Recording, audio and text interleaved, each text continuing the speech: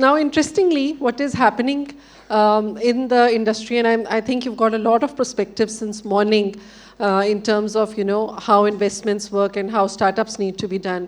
But what is most interesting is today that, Rana, who is a celebrity, who's an actor, as well as an entrepreneur who's been seeing potential of working with startups and working with consumer brands in India, as well as an interesting story of the new launch that he's made we'll just get to.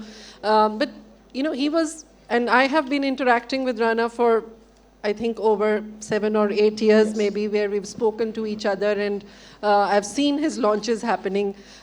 He's always had this keen eye to be able to launch and see what is the potential of a brand and where it can really, as a startup, where it is and where it can go to. So I think with your help, we've seen so many Indian brands in the consumer space, which they have grown and how they have sort of multiplied themselves over the years.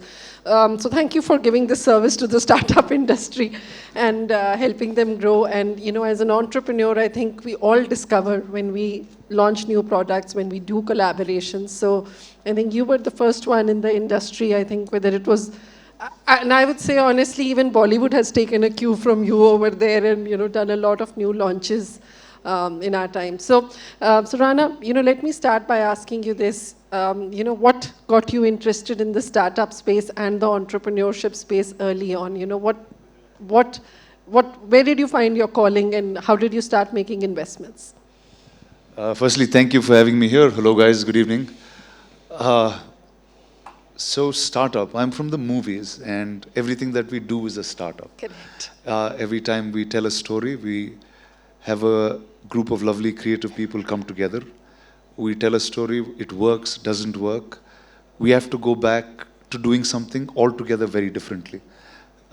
So the idea of startups and storytelling somewhere is very similar. Okay. And I think about 6 years ago when we started a talent agency and a brand agency together because we understood the skill set was similar in terms of telling stories. Yeah. And once I realized that's something that all brands require. There are people in India that make terrific product. They understand very, very deep nuances of what their consumer needs are. But they have a difficulty finding that story to tell or a story to connect with the audience. And I think that was something that I could be of service to. And investing-wise, I started investing with everything that could make cinema and storytelling better. So it started with visual effects, which led me into tech, which then led me into building advertising for that tech, and then so on and so forth. So I think it wasn't strategic, but it was organic, the way I kept moving into one and the other. Yeah, I think that's...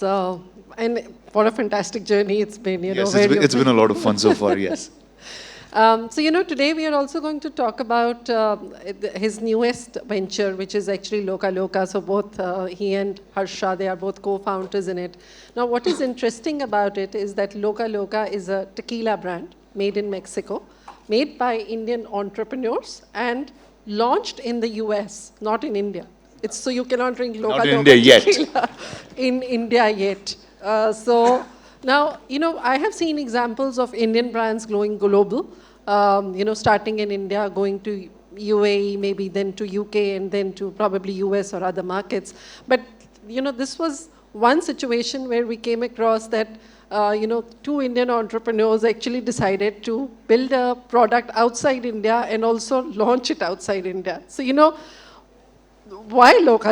I mean, what got it going for both of you, where you believe that, tequila as a brand, first of all, tequila as a liquor, we Indians are more, हमें अपनी whiskey और beer दोनों पसंद है.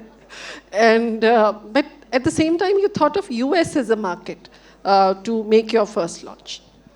So I think the idea of globalization is changed where you are from, what you do, and I think I come from cinema as a background. When we make a story, it doesn't matter where in the country we shoot it or where in the world we make it from. Yeah. We show wherever the audience is.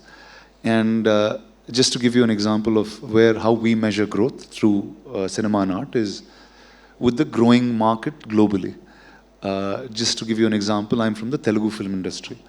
say 10 years ago, we had a market size of $200,000 to $1 million is what a film of a big scale in Telugu would collect. Today, we've crossed a $20 million mark.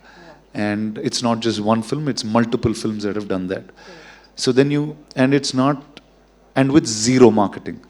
So it was all of the diaspora in India heard whatever, in the West heard what we do in India and kind of took that cinema.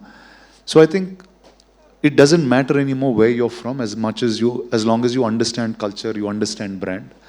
And why Loca? First, I don't know, I was like, why not Loca? So I think first, tequila is the newer habits in the alcobev world. It's, I'm not going to advocate it like I am, but it's the healthier of the alcohols that you can drink. It's from an agave, it's from blue agave. It's a process that's very hard to do. And why we chose tequila is, actually I had a little experience when I was part of a fund where we invested in alcobev. We invested in some gin and tonic based companies. And we realized India has a strange sense of competition where when there's someone who's just made it, we'll have 8 things that look exactly the same. If the process of making it is not hard. If you just take the idea of tequila, it's geotagged to Mexico. You have to be in those highlands to make it. It's volcanic water and agave together, which make the tequila they are. And we didn't want to be rushed and pressed for time, where I think we took almost a year and a half, Harsha, myself, or 2 years, 2 years maybe. Understanding palates, like you said, we are classic whiskey, beer type drinkers, or rum drinkers in that sense. And finding palates that kind of match what is the smoothest tequila that we can make is actually, my favorite is the Reposado that we have. You are actually one of the first people outside of the team who has the Loca bottles. But and I felt like fighting in a market that is already mature. I said, let's fight with the heavyweights and we'll know what really to do. And by the time we get into India, we really want to be a global brand that's coming into India rather than the other way around. So I think it's time many more of us do this now. No, absolutely. So Harsha, how did you sort of started working together in terms of, how you wanted to start it? As he said, it's the tequila Mexico is the birthplace of tequila. So how did you identify that you wanted to start from Mexico, manufacturing over there, and then selling in the US? So if you're in the alcobev world, you already know that Dwayne Johnson, he introduced a tequila in midst of COVID, 2020 October. And his company is valued at 3.5 billion right now. It's called Terramena. Yes. So that was always in my mind because we all follow Dwayne Johnson. He's the rock. In our generation, he's like the Bahubali of America. So that way, I always had a thought of why not a brand which can be celebrity led and which can be introduced in India. So I was doing my OPM in Harvard. So when I was doing that in Boston, every party, every weekend, it's all about tequila. USA is drinking nothing else than tequila. So 50% of the consumption is tequila. So as Rana already mentioned, it is the healthiest of the lot. Like in the alcobev world, tequila is considered to be the healthiest one, lowest calorie. The way it is artisanal and how well they make it, it's a process. So that's all which has been impressed me a lot. And when I started discussing the idea with him, he was like, let's do that thing off. And he was the one who also suggested that let us have music inducted into the brand. And Anirudh was the first and last choice for us. So it took us one meeting together to convince him. He was on board immediately, and we started delegating with the brand and started understanding the palettes, and we did a lot of fun stuff, which I think he will be the right person to talk. So, and finally it took us almost a year and a half to identify through connects, going there, traveling there, almost 10 to 15 distilleries we have visited, and we shorted down to 3 of them. Then we started tasting the palettes. Then we got back to the master distillers who done the master distiller whom we have associated is a third generation into making. So it's everything we try to do it in a very specific way so that all the tick marks are there, like authentic, non-additive, 100% blue agave. So it took like almost 18 months from the day we started investing the brand out into the market. So short, this is the story. So what was the fun stuff that he was talking about? What is the fun stuff? Okay. All right, this is just too serious a forum. I don't know how to conduct myself sometimes in these forums. So I was like, okay, now I made a tequila. I said, so I was telling this to Anirudh. I said, okay, let's just do this. It's going to be a week. I said, if we can drink this all week, then it'll just be awesome. So I started from Dubai, and I think I was 3/4 of a bottle done before the flight took off also. When we landed in Houston, it's the first time I'm launching a tequila. I don't even know how that's done. So in India, we have so much taboo to when you hold an alcohol bottle, when you say something, but everyone's drinking. There's no problem with that. So it was just strange for me. I said, okay, I'm Indian. Can I do this? Can I hold a bottle in a club? Can I sign on a bottle? So these are all strange things. I think that was the first experience for me and Anirudh in some sense. But what was awesome was, so it was only Harsha till the time we kept tasting over these 18 months. He just kept bringing batches to India. We were circulating it in parties, getting people drunk a little bit. Okay, then it works. Doesn't work. Okay, it's hard. We need to make it smoother. Was your birthday party? Yeah, so I had a birthday party where everyone, half the party was kind of drunk, but then we started sipping in the tequila to see if it moves or not. So we did stuff like this for a long period of time. And the beautiful part was when we landed in Arandas, which is actually the highlands in Mexico where the tequila is made. That really was such a beautiful and a meditative and a pure process. It's a family, like Harsha said, they've been making tequila three generations. So that's all the family does. They find the best agave, make sure it's done. It was a beautiful process, really. And the fact that we could share that special memory along with people in the West, I think that was fun. And what was, Anirudh would have been a better person to speak about this, but the idea of Mexico and India, they're two ancient cultures. Both are very celebratory in their nature, and yet there's nothing that actually fuses both of us. For the matter of fact, there's not great Mexican food in India either, right? So I just feel like it's just the fact that the cultures are far, and we thought America was the best place for us to marry both these cultures. Right. It's right next door to Mexico as well. So hence it was literally an organic start. It was not planned to be that manner, but really the whole thing set in that process pretty well. So, now I'm going to ask you everybody's Man Ki Baat, which is, when are you launching it in India? So I'm just taking a longer estimate, but I'm saying within the 12 to 18 month period, it will be in India for sure. Wait that. Yeah. And the idea was we just wanted to perfect everything before we land in the country, and we just wanted to literally show the world what Indian Alcobev can do, and I think this is our start. No, I think it's Alcobev as an industry is certainly up for, and particularly even so. While there is a lot of Alcobev movement which is happening in non-liquor, but I feel the most interesting Alcobev launches are actually happening in liquor in India. So, and Goa is really like the hotbed of every liquor launch that happens in India, and which was never the case pre-COVID, So, interestingly, it's a trend that has only come to happen post or during COVID, I would say. I think that crazy year of pandemic somewhere reset our minds into setting our identity, setting what stories we want to tell. And usually we're in a run of creating things and creating stuff again and again. But that period, I think, was very important, where everyone kind of sat back, looked, strategized well, and things moving forward. I think all of these new fruitions of things that you see across industries have their seeds in that year of 2020. Right. Absolutely.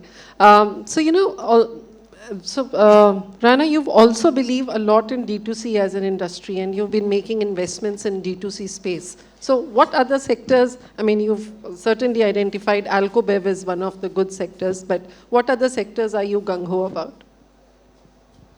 See, one is I'm actually not by sector, I'm by product in some manner. I think that's more how I can understand things. We've been invested in skincare, we've been invested in fashion for a while, but the largest step into retail is Broadway, and that's the next launch that you'll see on the 15th of September in some manner in Delhi. It's really like one place for all D2C brands. Like take the year of 2020 to now, I think I can say successfully India has over 200 or 250 brands that are 1,000. over the 200 crore category, like who are doing 150 to 200 crores, all built in the last 6-7 years. And most of them don't have a retail strategy in some manner. What they also, now as the internet matures, you'll start understanding you need to make newer stories, newer content to engage. Like if you take the old world brands, they probably did 2 ad campaigns a year or 4 ad campaigns a year. Now we have to do 4 a day in some manner to keep people engaged. So Broadway is that. Broadway is the new age departmental store which caters to almost 160 to 180 brands in one store, along with food stories that's as part of it. So yes, so that's a space. We have very interesting partners. Obviously, it's Mr. Kishore Biani, his family through Think9. There is Salar Puria, and then now myself and Anna Rock. So it's retail, entertainment, and real estate somewhere coming together with that venture too. So. And what other products? I mean, well, Broadway kind of encompasses everything that we're doing in the D2C world. So I guess all the small investments or the big ones that we made over time will culminate in Broadway in some manner.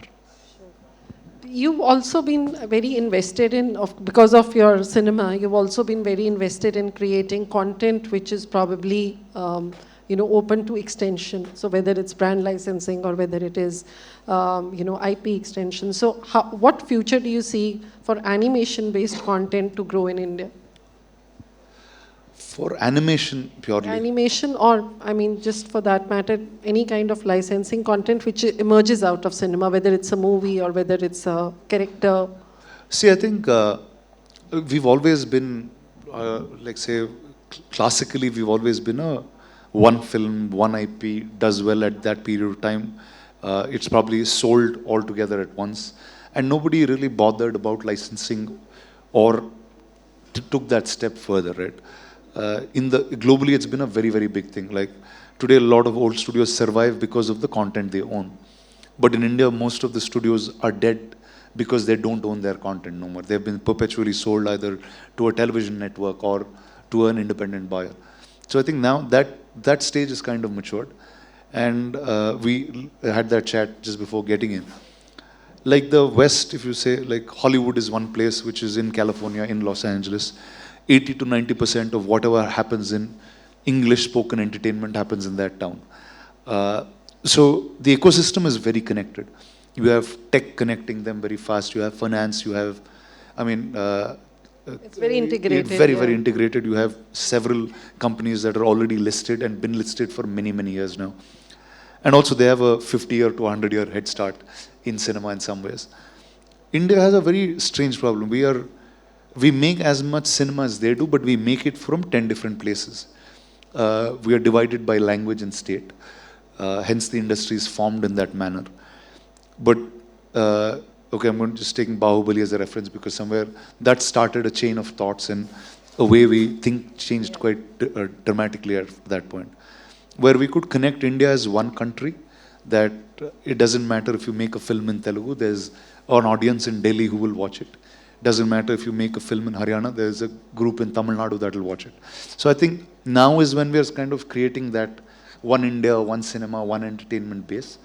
So I think as this structure keeps getting larger, you will see a lot of content emerge.